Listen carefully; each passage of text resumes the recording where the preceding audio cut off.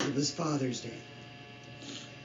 We're at my dad's, fairly young couple. Noah was a baby. Sophie was 2.5. Sadie was 8, 7 or 8. We came home. We lived on Penn Street. The house was alone.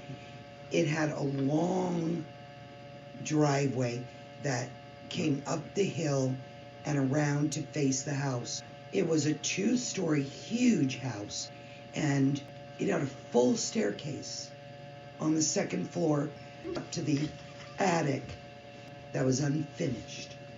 We come home and go all the way up and curve around this way and come in facing the house. So right away I said to him, lights are all off. We're the opposite of other families. We never leave all the lights on. We always leave a light on, a couple of lights on. I said, Steve, the lights are all off.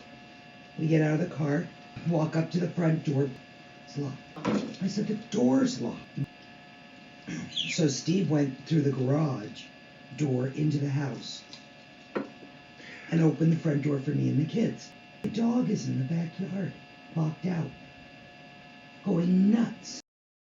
So I said, Dad, let the dog in. So I'm heading up the stairs with the kids. He lets Peggy in, who's a pug. She runs past us on the stairs, barking the whole way. I turned around and I said, someone's in the house.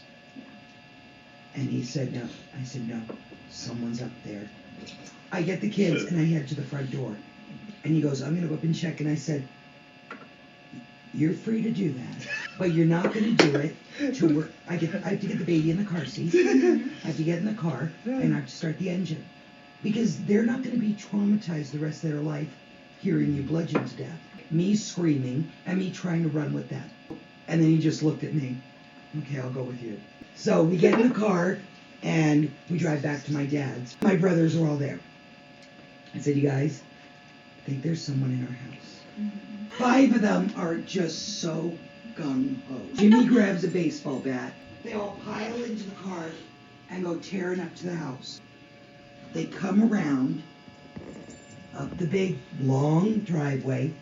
All the lights are off again. So he knows. We left them on, and the big window to the living room on this side, they see someone move. They go backwards all the way down the driveway. And I call the police. So they're waiting at the end of the driveway for the police to meet them. The police come. They say, you live up there. There's someone in the house.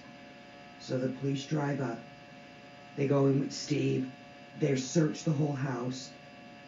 And Helen went with them. So she calls me from the house and says, police are here. Boys are here. I think you need to come over. Because your husband apparently doesn't have a clue of what you own to know what's missing. He had been on tour. He had come home late the night before.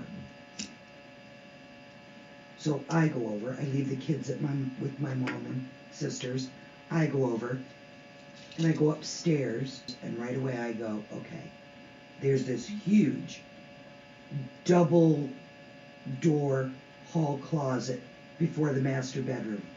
It's open and everything's on the floor. Mm-hmm. And the cop says, well, could your kids have been playing tents, making tents? And I said, no, they weren't making tents. I go into Sadie's room. Her bedspread is gone, and she had this big stuffed doll that Jill had gotten her. It's gone. And I said, my daughter's blankets and doll are gone. I bought a handmade quilt for our bed. It was gone.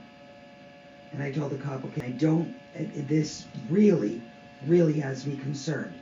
There's no TV gone. I said, this is very strange.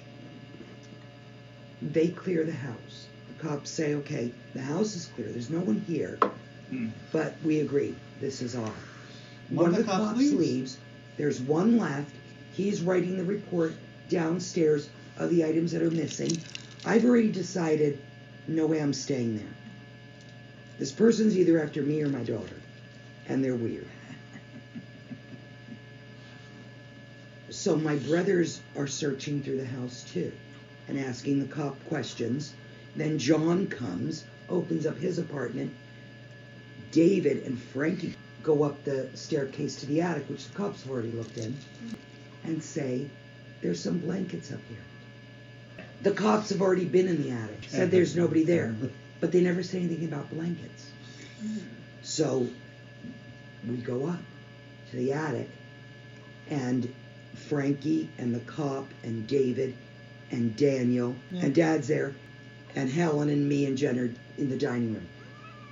And we hear this kind of commotion up there. Frankie says to the cop, I see some evidence. And the cop looks at him. He goes, there's evidence right there. And he's being real quiet just with the cop. Look over there. The cop looks, and all you see are these bare feet at the end of an old dresser. He's behind that dresser. And he's crouched down, bare feet. And when these guys see him, they were running. And I hear all this running down the stairs. He's in the attic! He's in the attic! They're screaming, he's in the attic. Oh my God. So the cop has to call the other cop, get back here. Right. There is a guy, he's in the attic. He's got the doll and the blankets. I mean, this guy could have been waiting for us to go to bed. We're all downstairs now, waiting. The cops are up there with him. They handcuff him. They bring him down. He's in these little blue shorts, nothing else on, longish blonde hair, handsome, young, and very built. So they take him in. He gives this story, told them he was homeless, told them he had been up there for 3 days. And Steve said, how could he have been honestly up there for 3 days? I said, you've been gone. I got 3 kids. I'm so tired. If he would have said pass the peas, I might not have noticed. Poor homeless guy trying to live in our attic. No. Major druggie, rap sheet a mile long, violent. He stabbed someone. He said, this guy, you had a guy in your attic who could have killed you. And the cop says there were 2 people outside the back porch. The guy they saw going across the living room. When we came in, one guy ran up, one guy was in the living room. I wouldn't go to court. I knew there's something weird here. One of the weirdest things was he gave his name as David Price. I graduated with a guy named David Price, and that's not David Price. His name ended up being Daniel Turcotte. He said his name was David Price, who I knew in high school. I'm wondering if he was there with that other guy and tried to give his name because he already knew with his rap sheet, he's going to prison now. He's going to prison. So they came back. They searched everywhere for weapons in the attic. And that's the man in the attic.